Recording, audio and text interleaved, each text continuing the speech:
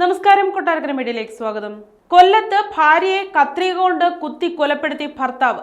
കുളത്തൂപ്പുഴ ആറ്റിൻ കിഴക്കേക്കര മനു ഭവനിൽ 36-കാരിയായ രേണുവാണ് കൊല്ലപ്പെട്ടത്.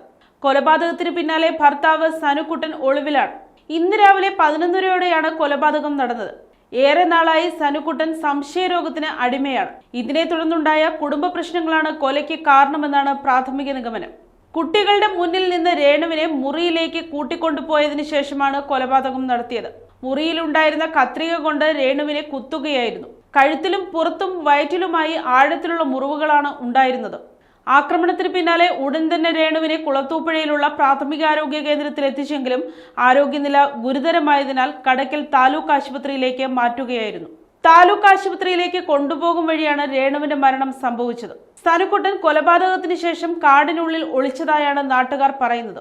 സംഭവത്തിൽ കുളത്തൂപ്പുഴ പോലീസ് അന്വേഷണം ആരംഭിച്ചു. നിലവിൽ പ്രതിക്കായി പോലീസ് തിരച്ചിൽ നടത്തുകയാണ്.